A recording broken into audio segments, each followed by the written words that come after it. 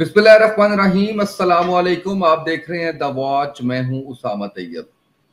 नाज़रीन, आज मेरे साथ मौजूद हैं मौलाना मोहम्मद इलियास कादरी साहब। किसी तारुफ के मोहताज नहीं है। पोएट ऑफ TLP के नाम से जाने जाते हैं, यानी कि तहरीक लब्बैक पाकिस्तान के शायर के तौर पर ये जाने जाते हैं। और इसके पीछे एक हिस्ट्री है, वो भी आपको बताएंगे। ये जॉब के सिलसिले में यूके गए थे और वहां जाकर दरस निज़ामी 9 साल का कोर्स इन्होंने किया, आलिम बने और फिर ये शायर हैं तहरीक के। और खादिम हुसैन रिजवी साहब से बड़ा करीबी, बड़ा गहरा इनका ताल्लुक था। बहुत से लोग हैं जो खादिम हुसैन रिजवी साहब की तकारीर में इनका जिक्र तो ज़रूर सुनते हैं, लेकिन शायद इनके नाम से या शायद इससे पहले इस तरह से इनका इंटरव्यू नहीं किया गया।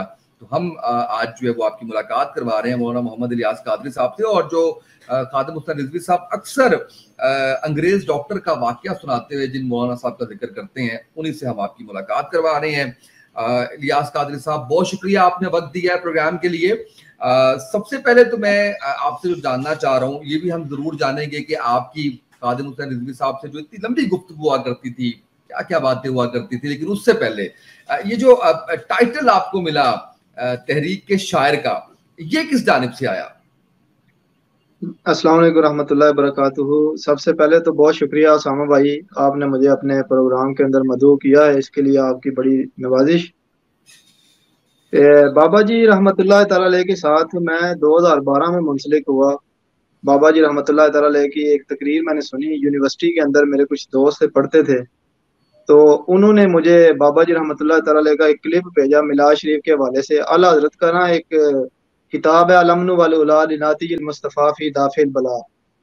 तो उन्होंने एक हदीस पाक की शरह ऐसी की कि वो ना दिल को लग गई जाके ना। तो फिर मैंने पाकिस्तान से उनका नंबर लिया, फिर उनसे फोन किया, तो बात हुई बाबा जी रहमतुल्लाह ताला अलैह के साथ। तो बड़ी उन्होंने शफकतों से नवाजा और बड़ी मोहब्बत फरमाई उस वक्त उन्होंने। और बस वो सिलसिला ऐसे ही चलता रहा। तो फिर जाके जब बाबा जी रहमतुल्लाह ताला अलैह ने जमात बनाई है ना अपनी, जी, तहरीक लब्बैक पाकिस्तान TLP, हाँ तो जी। उस वक्त आपको पता ही है सियासी जमातों के जितने मिली नगमे वगैरह या जो भी वो हैं वो सारे म्यूजिक के साथ आते हैं। तो हमारी चूंकि एक मजहबी जमात थी, तो हम खुद परेशान थे कि हमारी जमात के लिए भी जो ये तराने वगैरह आएंगे या जो भी कुछ नगमात वगैरह होंगे, तो वो कुछ इस तरह का हो जिसमें कोई हमारी सियासी भी रंग उसमें नजर आना चाहिए, मजहबी रंग के अलावा भी। मसलन के हम्म। क्रेन एक मुनफरिदन जो पाकिस्तान के अंदर जो हमें एक निशान मिला है, क्रेन। हम्म। तो क्रेन हम्म। लफ्ज को पहले शायरी में इस्तेमाल कभी आज तक शायद किसी ने किया नहीं है। ऐसे ही है। तो मैंने फिर सामा भाई एक शेर लिख के रखा हुआ था पंजाबी के अंदर ना, वो बाबा जी को बड़ा ही पसंद आया। अगर आप इजाजत दे तो वो आपके गोश गुजार जी जी, करता हूँ। Please please. शेर मैंने लिखा था कि दे हथ विच हथ आ मिल जा नाल, जन्नत वाल चेन बनांदा जा, जे चाहना है कबर होवे रोशन फिर मोर करेन ते लांदा। वाह वाह वाह वाह वाह। तो ये शेर लिख के काफी अरसा, कोई तकरीबन 7-8 महीने मैंने बाबा जी को 2 मरतबा सुनाया, लेकिन वो जैसे नजर तवज्जो नहीं इतनी बाबा जी ने फरमाई उस वक्त। बाद में मैंने सोचा कि क्यों ना यार इसको पूरा करके तो रिकॉर्ड करवाते हैं। हम्म। तो जब मुकम्मल किया तो फिर एक दोस्त है हमारे, उन्होंने बताया कि पाकिस्तान के अंदर फलां फलां जगह स्टूडियो, उधर से रिकॉर्ड करवा के तो बाबा जी रहमतुल्लाह ताला अलैह को भेज दिया। हम्म। वो 2-3 दिन गुजरे तो कोई रिस्पांस नहीं आया आगे से ना। हम्म। तो मैंने हम्म। समझा कि शायद कोई इतनी खास कोई चीज नहीं है, क्योंकि उलमा की नजर में जो चीज होती है वो फिर आपको पता है ना, सियाको सबाक सारा देख के कि शायरी के अंदर कोई ऐसी चीज ना आए कि लोग आपके ऊपर एतराजात करें, या हाँ, काबिल बिल्कुल। गिरफ्त अगर कोई जुमले हों तो उसको दूर कर दें। तो हम्म। मैंने समझा शायद कोई, मैं इतना बड़ा शायर भी नहीं हूँ ना, मैंने आज से पहले कभी कुछ लिखा है, तो बाबा जी को शायद नहीं पसंद आया। लेकिन वो जो बाबा जी के साथ व्हील चेयर चलाते थे ना, उन्होंने असल में बाबा जी की मसरूफियत की वजह से सुनाया नहीं। अच्छा। जी। तो वो कहते हैं कि जब मैंने 3-4 दिन बाद बाबा जी को बताया कि वो जो आपके मौलाना उधर लंदन में है, उन्होंने मुझे बताया इस तरह कोई तराना लेके भेजा हमारी जो ये कंपेन वगैरह के लिए, इलेक्शन कंपेन के लिए। हम्म। तो कहते हैं बाबा जी रहमतुल्लाह अलैह बड़े जलाल में आए, फरमाने लगे कि वो क्या सोच रहे होंगे कि हमारे पास टाइम ही नहीं उन लोगों के लिए, वो लोग मेहनतें करते हैं इतनी, और ऐसे है यार, इस तरह नहीं करना चाहिए, सुनाओ। तो बाबा जी ने ना बजाय के खुद सुनने के, तो वो फरमाने लगे कि उन्होंने ना उधर पेशावर के अंदर कॉन्फ्रेंस थी, तो उधर साउंड सिस्टम लगे होते हैं। तो बाबा जी ने फरमाया कि सबको सुनाओ क्या है ये। जितने कायदीन बैठे हुए थे वहां।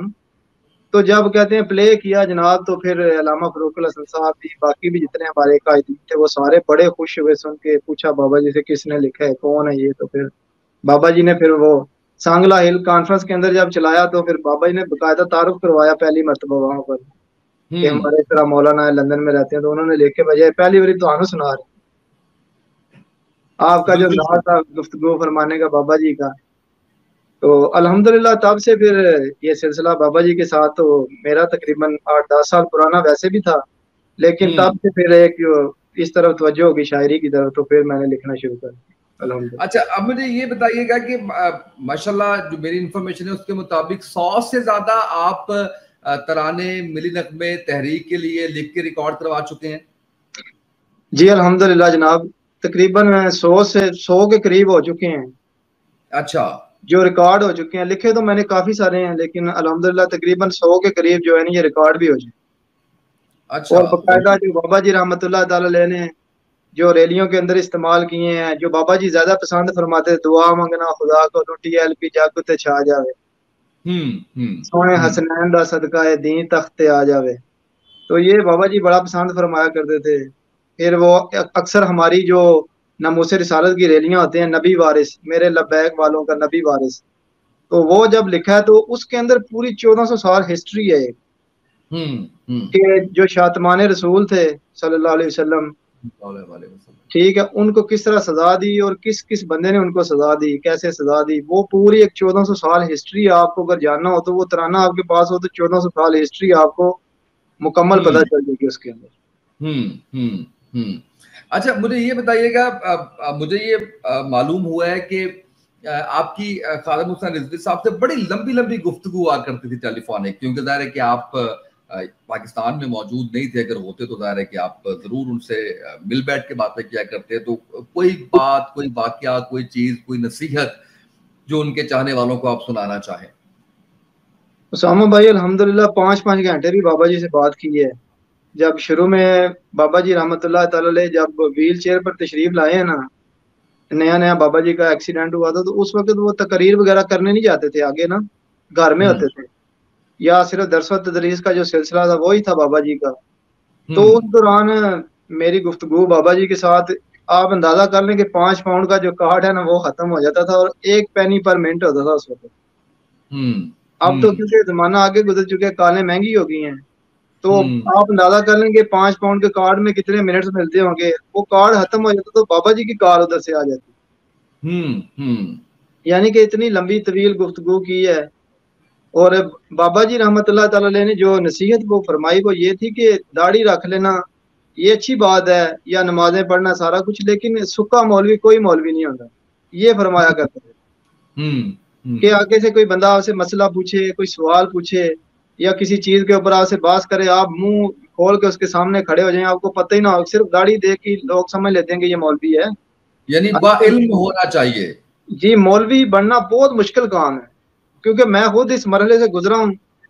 मैंने अव्वल से शुरू किया है, अभी मैं 10वें साल में मैं दोहरा हदीस कर रहा हूँ यहाँ पर ना। हम्म। हम्म। हम्म। हाँ जी, तो 10 साल मैंने लगाए हैं और मुझे अभी भी कुछ नहीं आता, लेकिन मुझे पता है कि मौलवी बनना कितना मुश्किल काम है। और जिस तरह के बाबा जी मौलवी हैं, वो तो सीधा सीधा दुनिया के अंदर वो तो नायाब हीरे हैं, इस तरह के लोग नहीं हमें। हम्म। हम्म। हम्म। सिर्फ दाढ़ी रख लेने से या इमामा शरीफ बांध लेने से या टोपी सर पे रख लेने से बंदा मौलवी नहीं बन जाता। बिल्कुल सही, वो एक मेहनत, वो सारी लगन, वो चीज हाँ, जो है। जैसे जैसे कि दाढ़ी मुंडा लेने से और मूछें छोटी छोटी रख लेने से बंदा अल्लामा इकबाल नहीं बन जाता। हाँ, बिल्कुल सही है, सही सही जो है वो आपने मिसाल दी है। तो अभी भी लिखते लिखाने का सिलसिला जारी है। अभी कोई ज़िमनी इंतखाबात जिस तरह से आ रहे हैं, कोई इस हवाले से भी लिखा है आपने? जी अल्हम्दुलिल्लाह मैं लिखता ही रहता हूँ, लेकिन चूंकि जब बाबा जी का फिराक है ना, बाबा जी रहमतुल्लाह ताला अलैह दुनिया से तशरीफ ले गए हैं, मेरे वालिद भी अगर दुनिया से चले जाते ना, मुझे शायद इतनी ज्यादा तकलीफ ना होती, जितना बाबा जी रहमतुल्लाह ताला अलैह के जाने का जो गम है हमारे दिलों के अंदर। हर चीज बताई नहीं जाती। सैयदना सिद्दीक़ अकबर रज़ियल्लाहु ताला अन्हु फरमाया करते थे कि नबी अलैहिस्सलाम दुनिया से तशरीफ जब लेके गए हैं ना, तो हजरत उमर तलवार निकाल के अपना बड़ास निकाल लिया करते थे, सहाबा रो लिया करते थे, सारा कुछ। सिद्दीक रोया नहीं है, इस वजह से वो गम अंदर अंदर पी गया और सिफर सादत के अंदर लिखा हुआ है कि सैयदना सिद्दीक अकबर जिस चारपाई पर आराम फरमाया करते थे ना, उसके ऊपर जो खजूर की छत थी वो आपकी आंखों से वो भी काली हो गई थी। इतना उनके अंदर गम था नबी अलैहिस्सलाम के दुनिया से तशरीफ ले जाने। तो कुछ चीजें ऐसी होती हैं, बस आपको पता है शायरी एक जो है ना ये अल्लाह ताला की तरफ से खास अता है। और ये ऐसी आप अगर जानबूझ के बैठ के कलम दुआत लेके बैठे तो ये लिख नहीं सकते, ये एक माहौल होता है, अल्लाह ताला की तरफ से अता होती है। अभी तो इंशाल्लाह बाबा जी रहमतुल्लाह ताला अलैह का जो मिशन है उस पे चल रहे हैं, वरना हमारा अभी जीना तो दुनिया में बनता नहीं है बाबा जी के बगैर। सही कह रहे हैं। अच्छा, मुझे ये बताइएगा कि इस दौरान पाकिस्तान आना हुआ, आपकी अलावा खादिम हुसैन रिजवी साहब से मुलाकात हुई है? नहीं, मेरी बाबा जी से एक मरतबा भी मुलाकात हुई। तो मुलाकात नहीं आपकी जो है वो हो हम्म, सकी। क्या पैगाम देंगे सुनने वालों को, चाहने वालों को? और खादिम हुसैन रिजवी साहब के हवाले से अगर कोई शेर खास तौर पर आप सुनाना चाहें तो वो जरूर सुनाइएगा। बाबा जी रहमतुल्लाह ताला ने अक्सर एक जुमला फरमाया करते थे, गल विच होर है। हम्म। शायद आपने सुना हो, तो उसके ऊपर बिल्कुल मैंने एक सुना। शेर लिखा हुआ है कि लब्बई काले आशिकां दी वखरी टोर है, असल फजले रब है ते पंज तन दा जोर है, सलामत रवे सदा बाबा खादिम जिन्हें सानू दसिया गल विच होर है। वाह वाह वाह वाह, क्या बात है, क्या बात है, क्या बात है, और शानदार। एक बाबा जी का और भावे बाह हथकड़ियां लगन, दरूद नबी ते रज रज पढ़िए, नबी दे यार खुबाब दे वांगू यार दे नां ते सूली चढ़िए, पिछे पिछे हुण नहीं रहना, कम तहरीक दा गज वज करिए, मर ते रिजवी उंज भी जाना, नबी दे नां ते चज नाल मरिए। वाह वाह वाह, क्या बात है, शानदार। ये बाबा इतना जी फरमाया करते थे कि यार मरना तो उंज भी है, तो भला बंदा चज नाल ते मरे। बिल्कुल सही, बिल्कुल और सही। और जब जिस वो तरह दुनिया से, से गए हैं तो फिर आपने देखा है, पूरी दुनिया ने देखा है कि कैसे चज के साथ बंदा नबी के नाम पे था। बिल्कुल ऐसे कोई शक नहीं है। अल्लाह करवट करवट जन्नत नसीब करे उनको, उनके हवाले से हम गुफ्तगू करते रहें, बात करते रहें, दिन से रात, रात से दिन का पता ना चले और वक्त गुजरने का पता ना चले। वो उनकी तो माशाल्लाह बातें जो हैं, वो मेरी जितनी उनसे मुलाकातें हैं, वो मैंने एक सीरीज शुरू की हुई है, उसके अंदर एक ना सिलसिले रुकने वाला सिलसिला है। आप सीखते हैं बहुत कुछ, आप दीन, दुनिया, मजहब, सियासत, हर चीज आप उसके अंदर। और फिर वो हलीम शख्सियत, शफीक शख्सियत। तो क्या पैगाम देंगे चाहने वालों को, सुनने वालों को, खादिम हुसैन रिजवी साहब के हवाले से, अपने हवाले से जरूर कोई पैगाम दीजिए। देखिए उसामा भाई, पैगाम तो यही है सारी दुनिया के लिए, जो बाबा जी रहमतुल्लाह ताला अलैह की कुड़न है, जो आपकी लगन है, जो आपके अंदर उम्मत के लिए दर्द था ना, वो हर बंदे को अपने दिल के अंदर समाना चाहिए। देखिए मैं यहाँ पर मजदूरी करता हूँ, मेहनत करता हूँ, ठीक है, मेरी कंपनी छोटी सी है, मैं उसके अंदर मेहनत करता हूँ। मैं किसी मस्जिद के अंदर इमाम या खतीब नहीं हूँ, मैं जुमा पढ़ाता रहा हूँ, लेकिन मैं अब जितने भी सुनने वाले हमारे दोस्त अहबाब हैं, मैं उनसे ये कहूंगा कि तिजारत जो है ये उलमा का शोबा था। जितना देर उलमा तिजारत के अंदर रहे हैं ना, हम मुसलमान कभी किसी के मकरूज नहीं हुए। ठीक है, जैसे ही हम तिजारत से ला ताल्लुकी इख्तियार करके हमने सिर्फ सिर्फ अपना सिलसिला जो है मदारस और मसाजिद को बनाया ना, उसके बाद जब ने हमने डोर ये दूसरे लोगों के हाथ में दी है तिजारत की, पाकिस्तान देखें कर्जों के अंदर डूबता चला गया। उसकी वजह यह है कि जब हम खुद निज़ाम मुस्तफ़ा सल्लल्लाहु ताला अलैहि वसल्लम से वाकिफ नहीं है, तो लोगों के उसके समरात क्या बता सकते हैं। तो मैं उलमा जितने भी पाकिस्तान के अंदर इस वक्त किसी भी जमात से ताल्लुक रखते हैं, उन सब से ये दस्त बस्ता अर्ज करता हूँ कि जो तजारत है ये उलमा का शोबा है, इसको अपनाएं। मसाजिद के अंदर जो है ना ये फीस बिलिल्लाह काम किया करें। जब इंसान मसाजिद के अंदर फीस बिलिल्लाह काम करना शुरू करेगा और खुद अपने रोजगार के लिए कोई काम करेगा ना, फिर आप हक बात जो है ना हर जगह पर कर सकते हैं। जब आपको ये नहीं होगा कि ये बंदा हमें मस्जिद से निकाल सकता है, या हमारा मदरसा बंद हो सकता है, या मेरी रोजी रोटी सिर्फ इसी चीज से वाबस्ता है, आप अपने अंदर टैलेंट पैदा करें। यही बाबा जी रहमतुल्लाह ताला अलैह का मिशन भी था कि हमें खुद अपने पाँव के ऊपर खड़ा होना है। हम अगर अपने पाँव के अंदर ऊपर खड़े हो जाएंगे ना सामा भाई, तो फिर जो है हमारे जो दरवाजों के ऊपर मसाकीन, फुकरा, गुरबा जो हमारे घरों पर आएंगे, हम खुद इस काबिल हों कि हम उनकी हेल्प कर सके, मदद कर सके, तो हमें दूसरों की तरफ देखने की जरूरत नहीं पड़े। बिल्कुल सही। आखिर में ये बताएं, पाकिस्तान आने का कब इरादा है आपका? जी इंशाल्लाह बहुत जल्द जनाब, पाकिस्तान भी हाजिरी देनी है। सिर्फ थोड़े से मामलात हैं वीजे वगैरह के, वो भी इंशाल्लाह बस करीब ही हैं। अल्लाह ताला खैर फरमाए तो पाकिस्तान, बाबा जी रहमतुल्लाह ताला ने सख्ती से मना फरमाया था। मैं अक्सर उनसे कहा करता था कि मुझे भी आने दें पाकिस्तान, तो बाबा जी यही फरमाया करते थे कि अगर आप पाकिस्तान आओगे तो फिर वहां पर काम कौन करेगा। हमने पूरी दुनिया के अंदर तहरीक का पैगाम पहुंचाना है और आसान तरीके के साथ पहुंचाना है। और जो दीनदार लोग होते हैं ना, वो दीनदार से मुराद के जो उलमा होते हैं और मुस्तनद उलमा होते हैं, पढ़े लिखे लोगों के पास जो होते हैं, वो ही आगे अपनी बात जो है ना वो अपने सही अल्फाज के अंदर बयान कर सकते हैं।